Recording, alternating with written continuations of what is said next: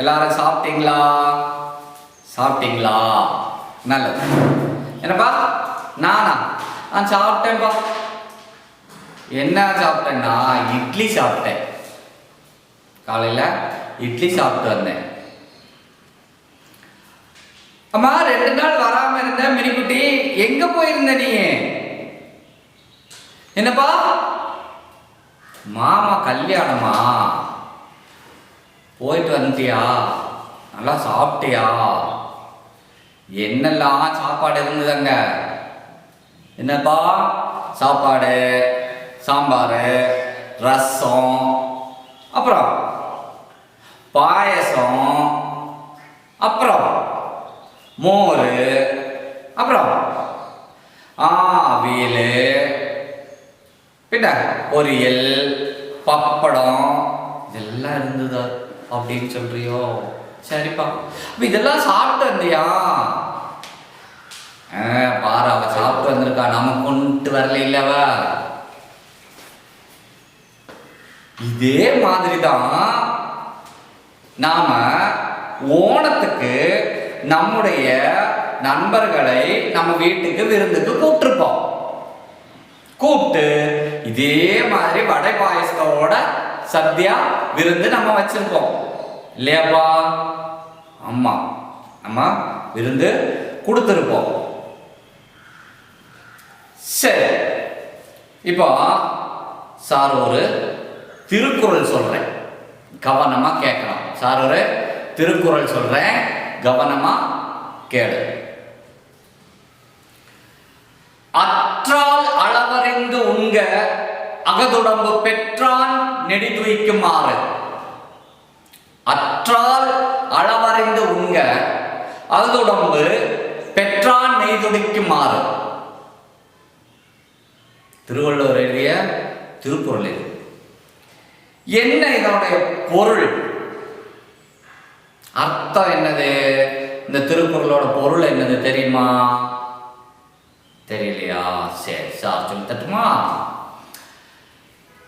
அன்றாட வாழ்க்கை முறை, நம்முடைய தினமும் இருக்கக்கூடிய வாழ்க்கை முறை, செய்யும் தொழில், இதெல்லாம் தேவையான, அதாவது நம்ம வாழக்கூடிய வாழ்க்கை முறைக்கும் செய்யக்கூடிய தொழிலுக்கும் தொடர்போடு உள்ள தேவைப்படக்கூடிய உடலினுடைய சத்தும் ஆற்றலும், உடலினுடைய சத்தும் ஆற்றலும் அறிந்து அந்த உடலின் தேவைகளை பூர்த்தி செய்யக்கூடிய உணவை தேர்ந்தெடுத்து உண்ண வேண்டும்.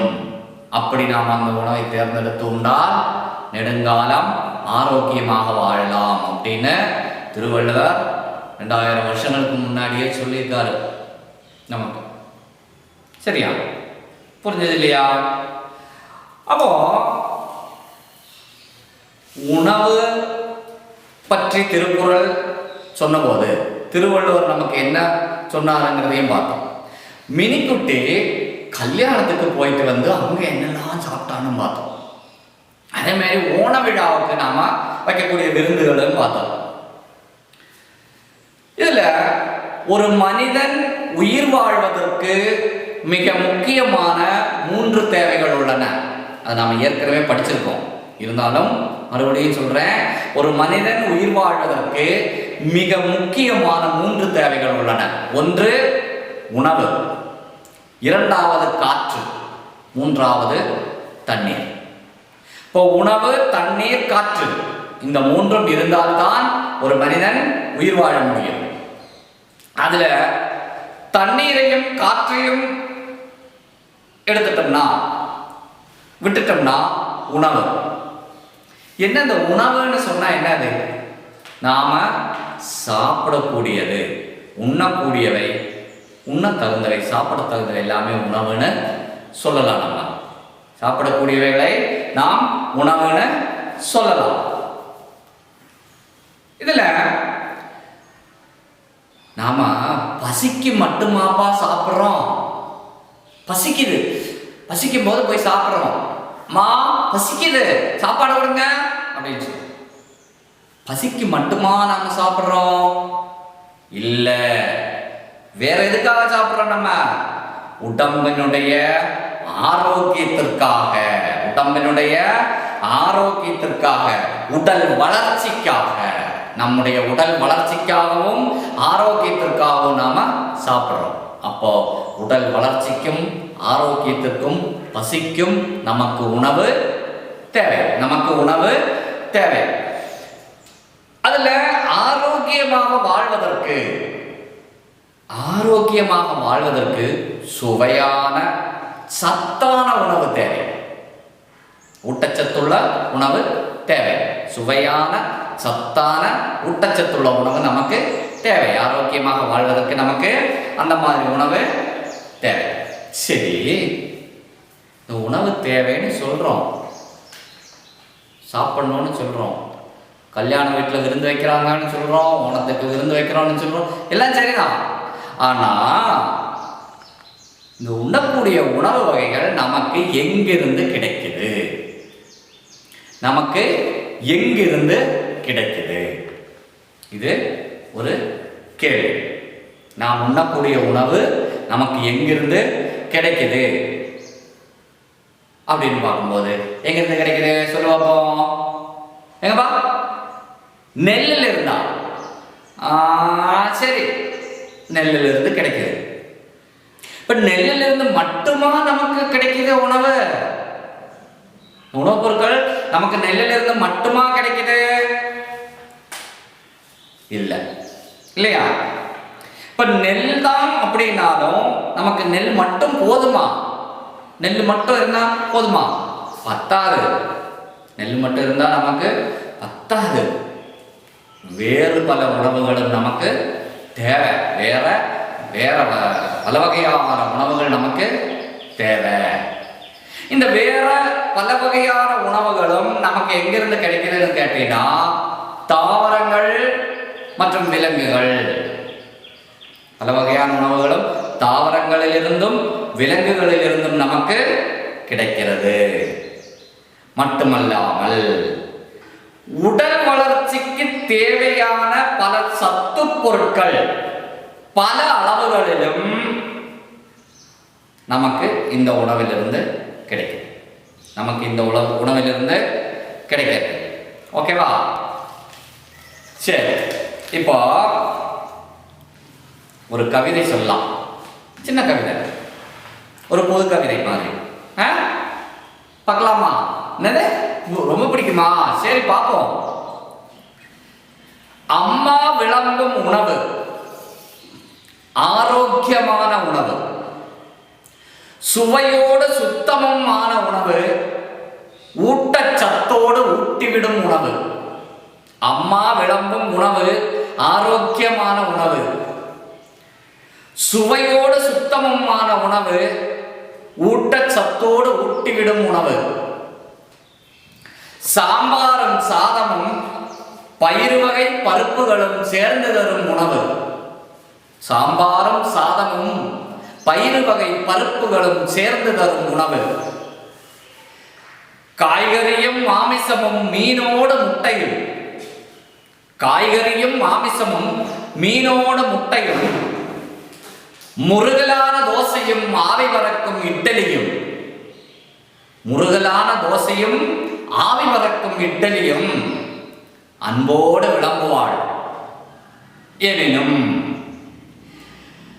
பார்ப்பவை கிடைப்பவை மூடி திறந்து வைப்பவை எல்லாம், பார்ப்பவை கிடைப்பவை மூடி திறந்து வைப்பவை எல்லாம் மூக்கு முட்ட உண்ணாமல் தேவைக்கேற்ப தேடி எடுப்போம். தேவைக்கேற்ப தேடி எடுப்போம். நேரம் கெட்டும் உண்ணாமல் நேரத்தோடு உண்போமானால் நெடுநாள் வாழ்ந்து கழிப்போமே. நேரங்கெட்டும் உண்ணாமல் நேரத்தோடு உண்போமானால் நெடுநாள் வாழ்ந்து கழிப்போமே. கவிதை நல்லா இருந்ததா? பிடிச்சதா? சரி. அதாவது என்ன சொல்றாங்க, அம்மா சாப்பாடு கொடுப்பாங்களா? எப்படிப்பட்ட சாப்பாடு கொடுக்குறாங்க? சாம்பார், சாதம், பயறு வகை கறிகள், பருப்பு கறிகள், இறைச்சி, முட்டை, மீன், அப்புறம் காய்கறிகள், தோசை முருகலா தோசை சுட்டு கொடுப்பாங்களா, சுட சுட இட்லி கொடுப்பாங்க, இதெல்லாம் கொடுப்பாங்க. ஆனா இது எல்லாமே நம்ம பார்க்கறது கிடைக்கிறது எல்லாமே அப்படியே வாரி வாரி சாப்பிட்றதா கூடாது. அதே மாதிரி திறந்து வச்சிருக்கிறதையும் சாப்பிடக்கூடாது. நமக்கு பசிக்கு தேவையான அளவு, பசி அடங்கக்கூடிய தேவையான அளவான உணவை மட்டும் நம்ம சாப்பிடணும். அதுவும் நேரத்துக்கு சரியான நேரத்தில் நாம சாப்பிடணும். அப்படி நேரத்தோடு சரியான நேரத்தில் நாம அந்த உணவை உண்போமானால் நெடுங்காலம் நோய் நொடிகள் இல்லாமல் வாழலாம் அப்படின்னு சொல்றாங்க. சரியா? சரி, இப்போ நீங்க பிறந்த போது உள்ள மாதிரியாப்பா இப்ப இருக்கீங்க? பிறந்த போது டோன்னு குட்டியோன்னு இருந்தீங்க. இப்ப என்ன ஆச்சு? ஆமா, கொஞ்சம் வளர்ந்தாச்சு. 3ஆம் கிளாஸ் படிக்கிறோம். நம்ம எத்தனாம் கிளாஸ் படிக்கிறோம்? 3ஆம் கிளாஸ். ஆமா, 3ஆம் வகுப்பு வந்தாச்சு. பெருசாயிட்டோம். பிறந்த போது உள்ள மாதிரியா இருக்கும் இல்ல? அப்ப எப்படிப்பா நம்ம இவ்வளவு பெருசானோம்? எப்படி? உணவு, நாம் சாப்பிடக்கூடிய உணவு நாம சாப்பிட்றதுனால. Very good. சாப்பிட்றதுனால தான் நாம பெரிய பையனா பொண்ணா வளர்ந்துட்டோம் இல்லையா? அப்போ உணவு சாப்பிட்டா தான் நாம வளரவும் ஆரோக்கியமாக இருக்கவும் முடியும். ஒன்று, உணவு என்பது ஆரோக்கியத்திற்காகவும் வளர்ச்சிக்காகவும் பயனளிக்கக்கூடியது. நாம வளர்வதற்கும் ஆரோக்கியத்திற்கும் உணவு மிக முக்கிய தேவை. அப்போ அந்த உணவு கிடைக்கிறதுனாலதான், நம்ம அதை சாப்பிட்டதுனாலதான் ரொம்ப ஆரோக்கியமாகவும் வளரவும் முடிஞ்சது இல்லையா? சரிதான்ப்பா, நாம சாப்பிட்டோம், நம்ம வளர்ந்தோம், எல்லாம் சரிதான். ஆனா சில குழந்தைகளுக்கு நிறைய சாப்பாடு கிடைக்குது, சில குழந்தைகளுக்கு நிறைய உணவு கிடைக்குது. ஆனா சில குழந்தைகளுக்கு தேவைக்கு ஏற்ப உணவு கிடைக்கிறது இல்லை, தேவைக்கு ஏற்ப உணவு கிடைக்கிறது இல்லை. சரி, இப்போ கொஞ்சம் பேரு நேற்றுக்கு ராத்திரி தாங்கள் சாப்பிட்ட உணவு வகைகளை பற்றி சொல்றாங்க. பாரு, புத்தகத்துல இருக்குது, அதான் உங்களுக்கு ஒரு படமா காட்டுறோம், அதை பாரு.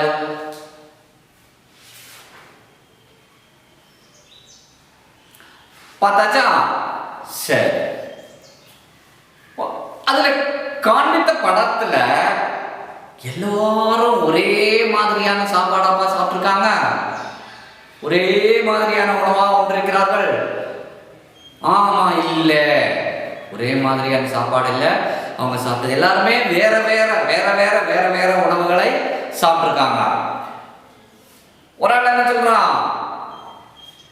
நான் சப்பாத்தியும் குருமாவும் சாப்பிட்டேன், சப்பாத்தியும் குருமாவும் சாப்பிட்டேன். அடுத்த ஆள் என்ன சொல்றாங்க? என்னுடைய அம்மா சோறும் சாம்பாரும் தந்தார்கள் அப்படிங்கிறாங்க. நாங்கள் நேற்று உணவகத்தில் சாப்பிட்டோம். வேறொரு ஆள், ஆப்பமும் மீன் குழம்பும் எனக்கு ரொம்ப பிடிக்கும், அதனால அம்மா அதை வச்சு கொடுத்தாங்க. எல்லாரும் முடிச்சதுக்கு அப்புறம் ஒரு ஆள் என்ன சொல்றாரு கேட்டியா? எனக்கும் எங்க அம்மாவுக்கும் சண்டை, அதனால நான் நைட்டு சாப்பிடல அப்படிங்கிறான். அம்மாவோட சண்டை போடுறதே தப்பு இல்லையாப்பா? சரி, சண்டை போட்டாலும் சாப்பிடாம படுக்கலாமா? படுக்க கூடாது தானே? அம்மாவுக்கும் சங்கடமா இருக்கும், அப்பாவுக்கும் சங்கடமா இருக்கும், சரிதானே? மட்டும் இல்ல, நம்முடைய உடம்பு சங்கடப்படும். எப்படி? அதுக்கு தேவையான சத்தும் ஆரோக்கியமும் வேணும் இல்லையா? அப்போ நாம அந்த சண்டை போடாமல் அந்த பையன் சண்டை போட்டு சாப்பிடாமல் படுத்தது தப்பு. சரிதானே? அப்போ ஒவ்வொருத்தரும் ஒவ்வொரு வகையான உணவு வகைகளை சாப்பிட்டிருக்கிறார்கள். இதுல இருந்து என்ன தெரியுது உங்களுக்கு? நாம சாப்பிடக்கூடிய உணவு வகைகளில் பல வகையான உணவுகள் இருக்குதுன்னு தெரியுது இல்லையா? சப்பாத்தி, பரோட்டா, சிக்கன், குருமா, தோசை, இட்லி, பூரி, பொங்கல், பிரியாணி, இப்படி நிறைய பல வகையான உணவுகள் இருக்குது. இப்ப இந்த படத்தை பாரு, என்னெல்லாம் உணவு வகைகள் இருக்குதுன்னு பாரு. பார்த்துட்டியா? இனி நீ என்ன பண்ணணும் தெரியுமாப்பா? என்னெல்லாம் வகையான உணவு வகைகள் இருக்கின்றன அப்படின்னு நீ உன்னுடைய நோட்டு புத்தகத்தில் எழுதணும். பல வகையான உணவுகளினுடைய பெயரை நீ உன்னுடைய சமூக அறிவியல் சூழ்நிலையியல் நோட்டு புத்தகத்தில் நீ எழுதணும். இனி ஒன்று பார்த்தீங்கன்னா, நாம பார்த்த உணவு வகைகள் எல்லாமே மிக கூடுதலான உணவு வகைகள். அதாவது நாம பார்த்திருக்கிறதுல மிக கூடுதலான உணவு வகைகள் அரிசியிலும் கோதுமையிலும் செய்தவை. அரிசியினாலும் கோதுமையினாலும் செய்யப்பட்ட உணவு வகைகள் தான் நாம பார்த்ததுல அதிகமாகவும் காணப்படுகிறது இல்லையா? அப்போ இந்த அதிகமாக பயன்படுத்தக்கூடிய கோதுமையும் அரிசியும் தவிர வேற வகையான தானியங்கள் உண்டா? இருக்குது, இல்லைன்னு சொல்லக்கூடாது, இருக்குது. வேறு பல வகை தானியங்கள் இருக்கின்றன. அப்படி இருக்கக்கூடிய தானியங்களையும் நாம் உணவுக்காக பயன்படுத்துகிறோம். சோளம், அதுல ஒரு தானியம் சோளம். சோளத்திலேயே ரெண்டு வகை இருக்குது. சின்ன சோளம் மணிச்சோளம் சொல்லுவாங்க, ரெண்டாவது மக்காச்சோளம் சொல்லுவாங்க. அப்படி ரெண்டு வகையான சோளம் இருக்குது. அதையும் நாம் உணவுக்காக பயன்படுத்துகிறோம். கேழ்வரகு, என்ன கேழ்வரகு? ராகி, கேப்ப அப்படின்னு சொல்லுவாங்க. அதையும் உணவுக்காக நாம் பயன்படுத்துகிறோம். அடுத்தது கம்பு. நம்ம டவுன்ல எல்லாம் போயிட்டோம்னா பார்த்தா சில இடங்கள்ல விற்க வச்சிருப்பாங்க கம்பங்கூழ். இங்கே கம்பங்கூழ் கிடைக்கும் அப்படின்னு எழுதி வச்சிருப்பாங்க. நல்லா இருக்கும் கம்பு கஞ்சி, கம்பு உணவு நல்லா இருக்கும். மட்டும் இல்ல, உடம்புக்கு ரொம்ப ஆரோக்கியத்தை தரக்கூடிய ஒரு உணவு அது. சோளம், கேழ்வரகு, கம்பு இதெல்லாமே உடம்புக்கு நல்ல ஆரோக்கியத்தை தரக்கூடிய உணவு. அடுத்தது திணை. பழைய இருக்கு, தேனும் திணைமாவும் கலந்து நான் உனக்கு தருவேன் அப்படின்னு ஒரு இது இருக்குது. அப்ப திணை. அப்படி வேறு வகை தானியங்களும் இருக்கின்றன. இனி வேற எதெல்லாம் இருக்குது அப்படிங்கிறத உங்க தாத்தா கிட்டையோ பாட்டிக்கிட்டையோ அப்பா அம்மா கிட்ட யார்கிட்டையாவது கேட்டு அதையும் நீ உன்னுடைய நோட்டு புத்தகத்துல எழுதலாம். சரிதானா? சரி. இனி இப்போ நாம் என்னெல்லாம் உணவு வகைகள் தயாரிக்கலாம் அப்படிங்கிறத நீ ஒரு சொற்சூரியன் உருவாக்கி அந்த சொற்சூரியன்ல பூர்த்தி செய்து எழுதிட்டு வரணும். உங்க புத்தகத்திலேயே இருக்குது. 61வது பக்கத்தில் அந்த சொற்சூரியன் கொடுத்துருக்குறாங்க. அதில் அதே மாதிரி நீ ஒரு சொற்சூரியன் தயார் செய்து அரிசியில் நம்ம என்னெல்லாம் உண்டாக்கலாம், கோதுமையில் நம்ம என்னெல்லாம் உண்டாக்கலாம்ன்றத சொற்சூரியன் தயாரிச்சுட்டு நீயே வரணும். புரிஞ்சுதாப்பா? ஈஸியா? சரி சரி, ரொம்ப ஈஸியா. அப்ப சீக்கிரம் எழுதிக்கலாம் இல்லையா? சரி, ஒரு சின்ன விஷயம் கூட சொல்றேன். எல்லோருக்கும் பொதுவாக, அதாவது எல்லோருக்கும் உணவு கிடைக்க வேண்டும் என்ற பொதுவான நோக்கத்தோடு ஆண்டுதோறும் அக்டோபர் மாதம் 16ஆம் தேதி உலக உணவு தினம் கொண்டாடப்படுகிறது.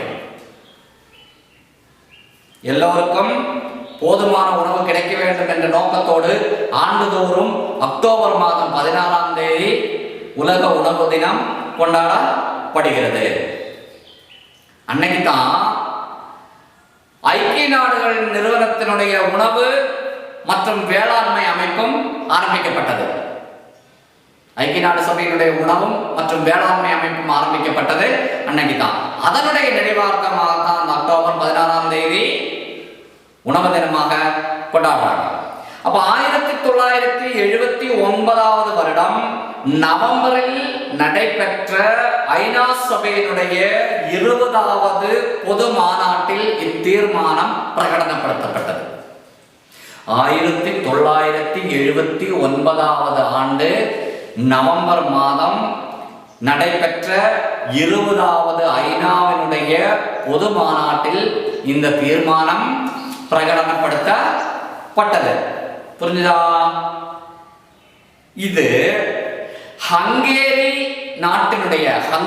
என்ற நாட்டினுடைய வெளியுறவுத்துறை அமைச்சராக இருந்த வெளிநாட்டு அமைச்சராக இருந்த பால் ரொமானி என்பவர் தான் இந்த அமைப்பு இதற்கான முயற்சியை எடுத்தவர். புரிஞ்சுதா? நீ சங்கடமான விஷயம் என்னன்னு கேட்டீங்கன்னாப்பா, இந்த உலகம் முழுவதுமே 80 கோடி மக்கள் பட்டினியால் பாதிக்கப்பட்டுள்ளனர்.